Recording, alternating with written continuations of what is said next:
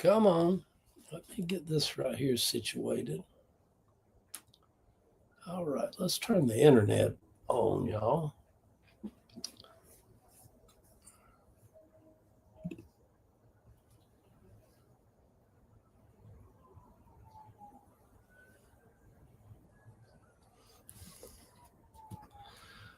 What is this? Oh, I'm in the wrong thing.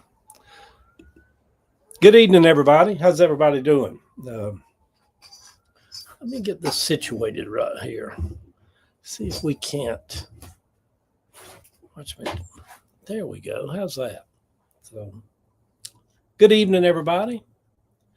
Just logging on. Come out and sit in my garden house a few minutes. I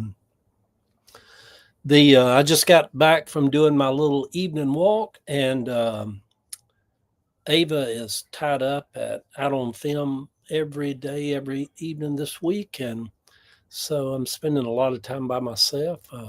Top of the evening, everybody. Hope you're doing okay tonight. Good evening, TikTok.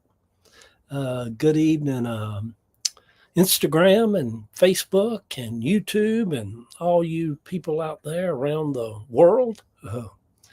It is kind of odd for me and my way of thinking, having lived this long, extraordinary life, that I can come out and sit in my little garden house in East Point, Georgia, and click a few buttons around and start getting comments from California and Canada, and it's crazy, isn't it? So, but anyhow, here's what I want to talk about. What is it? It's been about 2 minutes.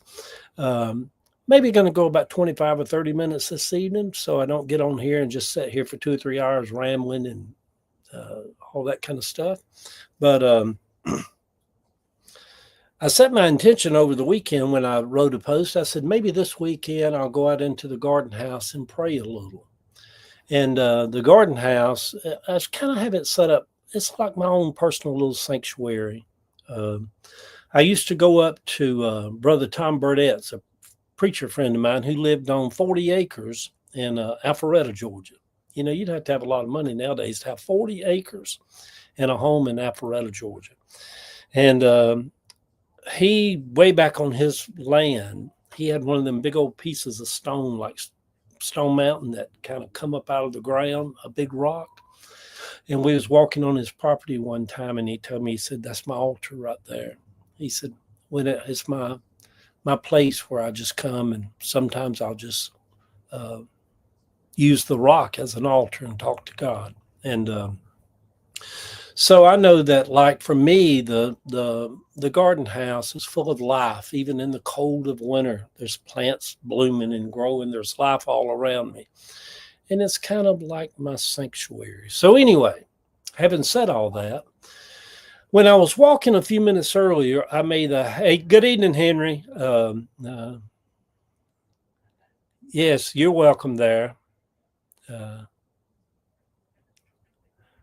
Henry Harris wants everybody to know that he has a 4th book coming out over on Facebook.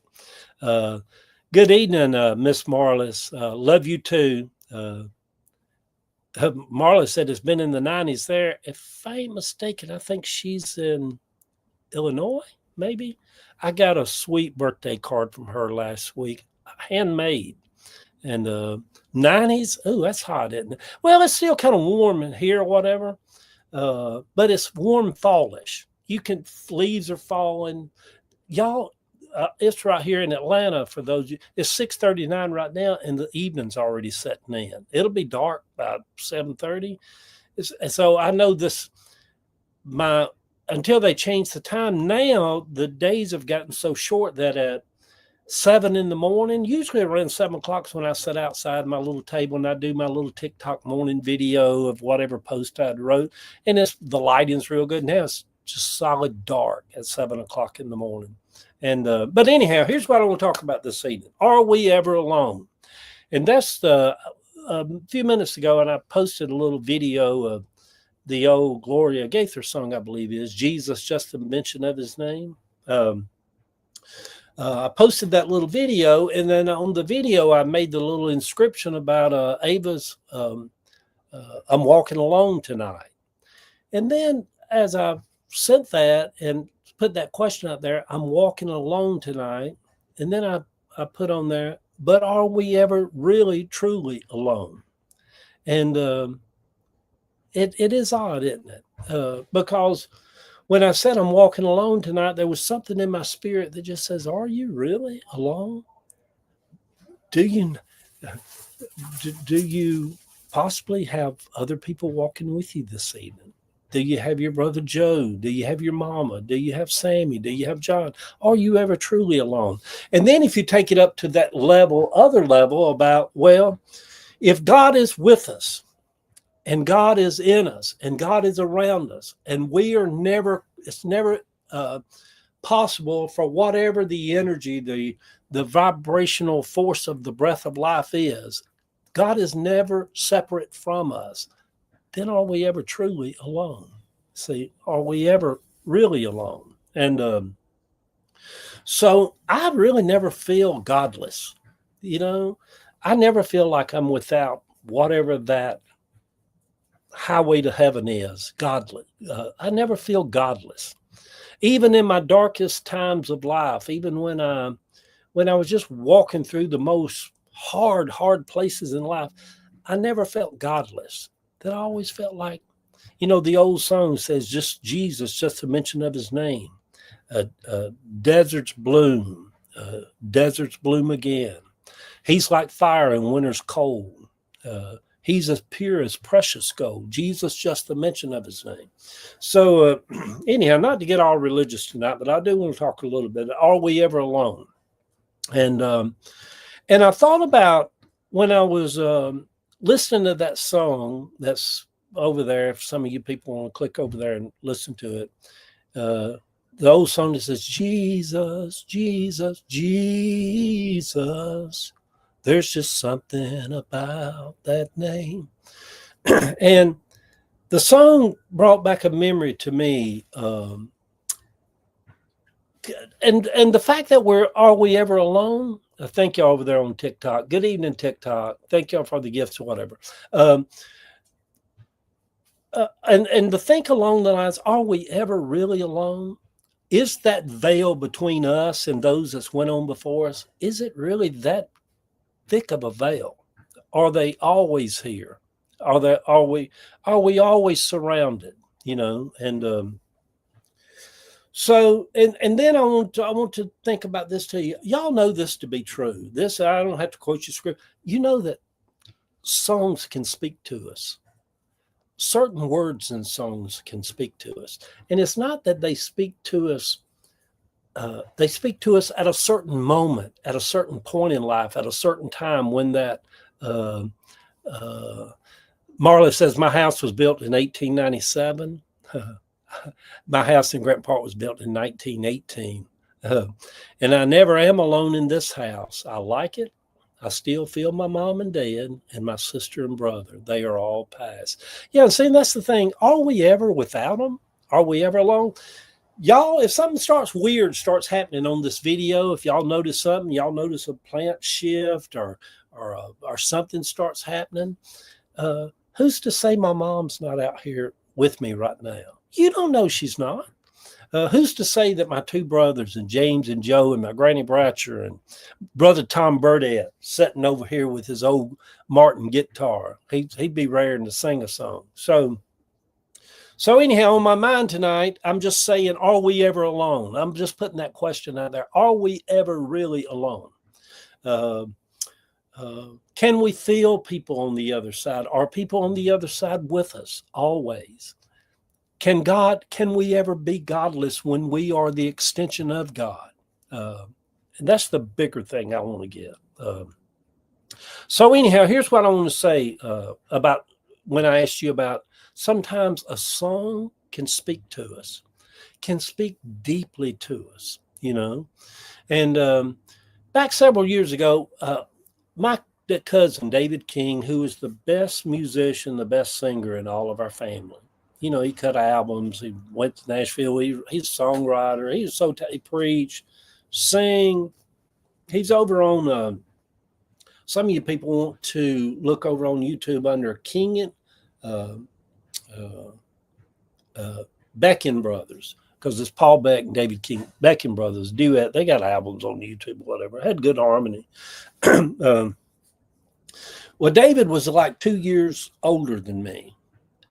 And me and David and Tommy and Danny and Terry Lee, all of us cousins, we all go back to the days we were boys in Cabbagetown. We all lived in Cabbagetown. I remember in the back of my Granny Bratcher's house on Powell Street at 180 Powell Street, somebody had thrown away a bed or something, and they had them old metal springs.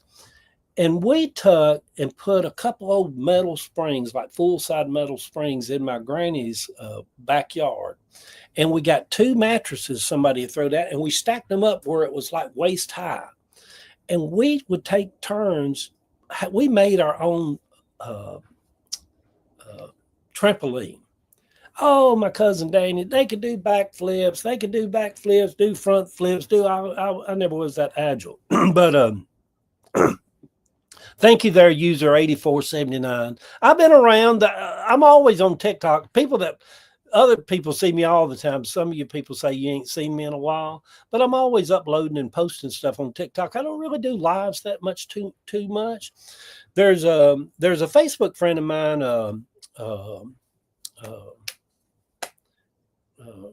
Doug Wentz, trying to think of his name. And we were talking the other day about maybe me and him doing a discussion, because he's a former oneness Pentecostal pastor, and I am too.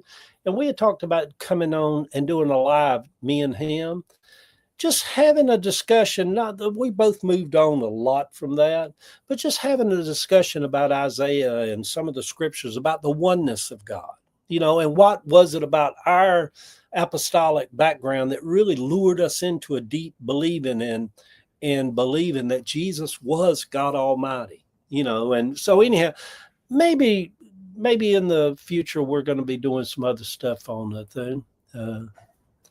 I see you on Facebook, but not live on here. We sure miss you. Well, I'm on Brandy. Thank you, Brandy, the realtor. You know what? Most people do a lot of lives on TikTok because you can make monies doing that. I can't do lives unless I'm feeling something in my spirit to do lives about. Hey, Rhonda, good evening to you over on Facebook. So anyhow, here's what I want to talk about now. I'll get distracted with the comments or whatever, but I appreciate all y'all. Are we ever truly alone?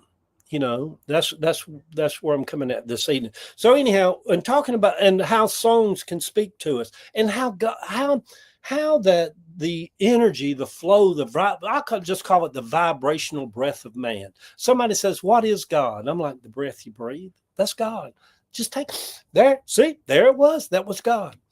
I did a funeral back few years ago, and after the funeral, this lady called me, and she hadn't been in church in a while, and this and that and the other, and she told me, she said, Eddie, I want to get back in church because I want to get closer to God. And I mean, I understand that concept. You want to get kind of in a space where you set aside every week, and I believe you should invest in your spirituality, whether that's going to sit on the creek bank or going to see a sunrise. You should invest in your spirituality. But I told her, and it maybe have come off as just being sarcastic. Maybe not sarcastic, because I was real tender in those moments. I know how to be real tender to people. But I told her, when she told me, she said, I just want to get back close to God. And I told her, I said, ma'am, if you really think about it, your breath you're breathing right now is as close as you will ever be to God.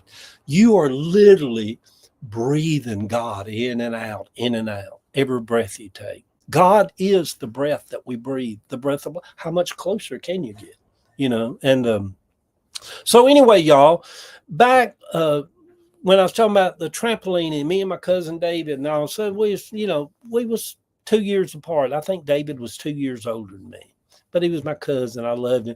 Helped me all through the 17 years that I pastored and did revival. David he was a beautiful musician. Could play a guitar like you wouldn't believe. Not, me, I just make some chords. But he would open up, lead songs, had a beautiful way of singing. Just that beautiful, he wasn't trying to sing proper, wasn't being he just had that pure old natural Southern beautiful voice.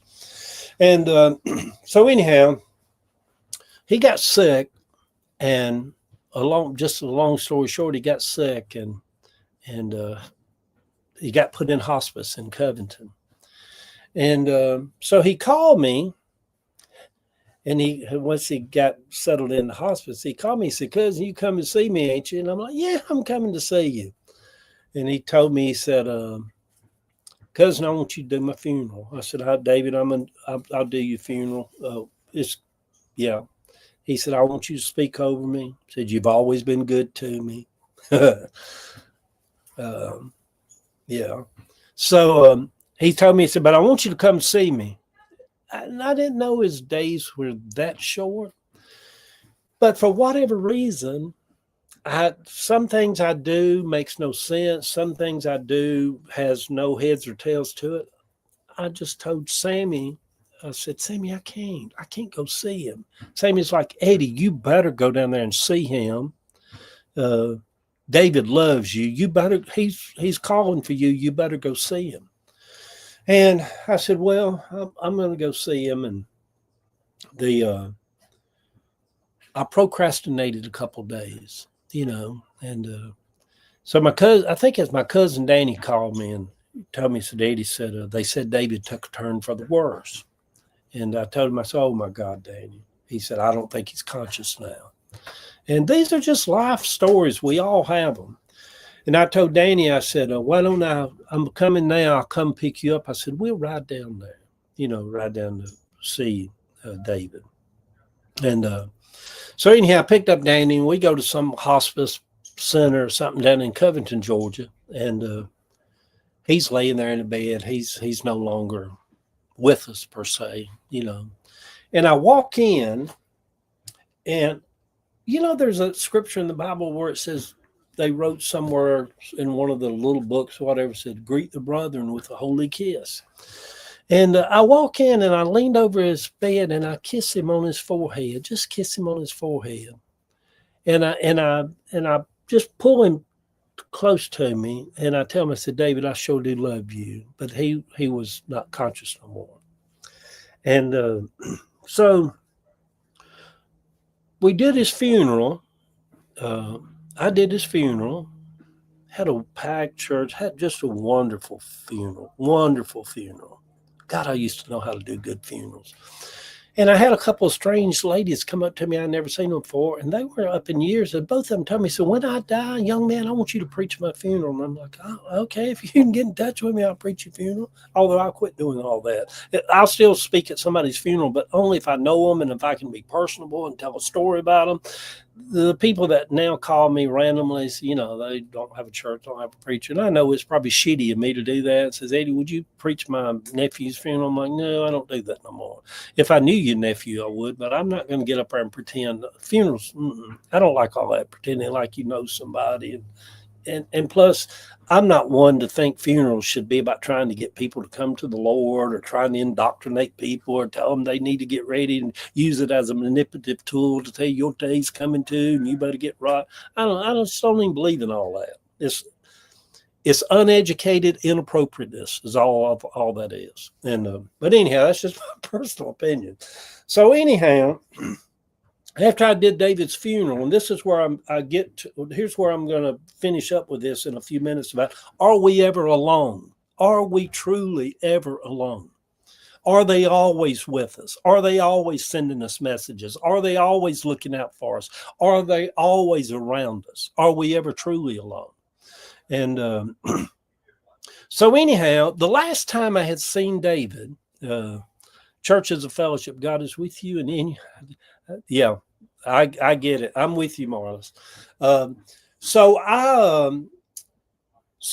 after we did his funeral and David had passed, man, I felt really bad. I just felt really bad, just shitty that I didn't go on down there a couple of days before while he was still conscious, where he could have lit up and said, "Oh, there's my cousin Eddie come to see me." I felt really bad that I did. And I told Sammy, I said, "Sammy, I feel so bad that I didn't go on down there and sit with David a little bit while he was still conscious." And so getting to the point, do they send us messages? Are we ever alone? The last time that I was in service with David, David came. His wife Carol had passed. She had cancer, and she had passed, and a couple of years before that, and he was seeing what we call in the South a lady friend, a church lady friend, Doris, and they go out to dinner and stuff like that. And so him and Doris came to Woodland Hills Baptist Church over here on Confederate Avenue, and and my cousin David could sing and play a guitar. You just so beautifully, y'all, so beautifully. I was always so proud of him. And so in that big old sanctuary of Woodland Hills Baptist Church, the old big red stained glass windows, and we had a grand piano, a Steinway grand piano on that old church over there, still over there on Confederate, that we could have sold for $100,000 to keep the church doors open, and it just sat there. Beautiful and big thing. So anyhow, the last time I saw David, he loved that Gloria Gaither song, Jesus, Jesus. There's just something about that name. And so in this big sanctuary on that Sunday morning, I call him around and he takes his guitar and it just echoes through the sanctuary. Jesus, Jesus, Jesus, there's just something about that name. Yeah. And it was so beautiful. I love to hear David sing that song. So anyhow, we come up to that Thursday night. I didn't go see him. I felt bad about it. Did his funeral. He's passed. And I'm sitting in another big sanctuary of a big church over on Virginia Avenue. Jim Swilley's meeting over there on Thursdays at 7:30 during this season of summer or whatever. Once a week church service over here, kind of a church service.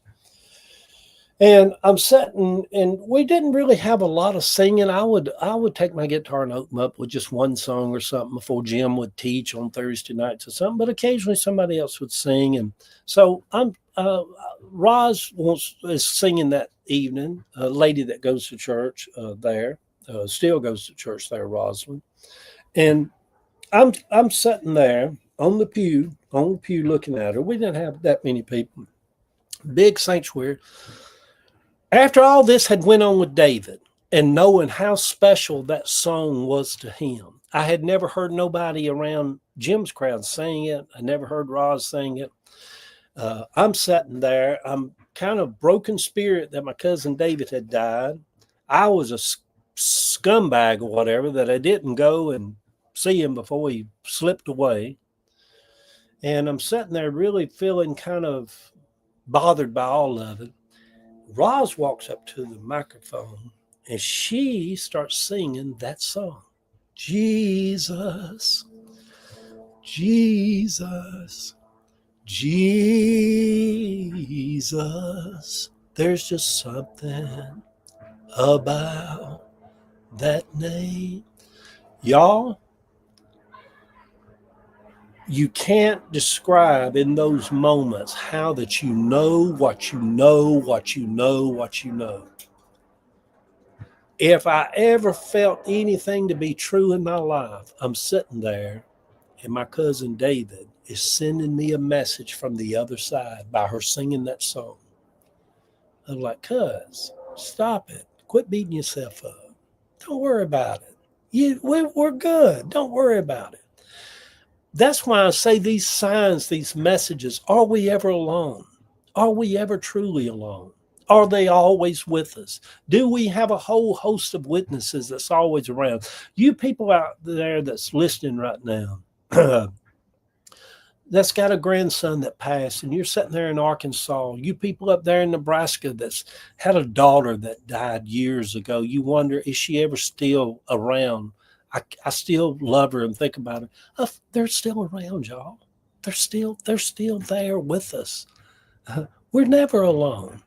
They're always with us. So here's what I want to close with. I said 25 or 30 minutes. It's been 25 minutes. Let's do this in about 5 minutes. I want to pray this evening, and I don't know what to pray for. I ain't got nothing to pray for. I'm not feeling no great revival in my spirit or no God standing on my shoulder. But there's moments in our life, in our day, in our evening, in our situations where prayer is just prayer. You know, Um I've reached the point now where I want to pray to the God of my Granny Bratcher. I want to pray to the God of Sandy, to the God of John. Yeah. I want to pray to the God that causes the waves on the Pacific side of the Costa Rica shoreline to roll over and crash. Pray to the God of these plants in here. Pray, pray to the God of my childhood. So, having said all that, yeah, having said all that, uh, we I pray for our nation this evening. It's a mess, y'all. Our nation's a mess, and it could possibly just go off the deep end and get worse and worse. So, whatever forces out there of love, of power, of kindness, of goodness, I pray, I speak those upon our nation. Our nation is being tested and tried in all kinds of ways as we're living through this part of history. I pray for you this evening. If you've got an illness in your body, something in your head, something in your shoulder, something in your stomach, no matter where it's at. I said, like an old Pentecostal preacher, don't know, like, yeah, somebody's out there hurting in their head. No, I ain't trying to do all that. I'm just trying to cover bases to let you know that God can heal. God can touch people in their spirit. God can touch people in their body. Miracles happen. There is no power, no source that can't be moved and touched and set free in the energy of God. I would tell you this: if you're going through a real hard time right now, uh, have a little faith. Believe the impossible. Have a little faith for the impossible. Uh, believe that you are who you know you are. You're just an extension of all this creation. You're deserving. You I know I just turned 70 a few days ago. We're all going to head into these years where our physical body, um, uh, is going to run into challenges because it was created to become old and decrepit if we live long enough. That's why I walk 7 days a week. I'm like, no, I rebuke this devil. I'm going to keep these shoulders moving. I'm going to keep this legs because I love life. I love being around for my grandkids. I love being here. God, we call upon you tonight to please help our country, to please somebody that may be hearing this that's really depressed and just going through a lot of bullshit right now. Lord, please just let the calm come down over that storm.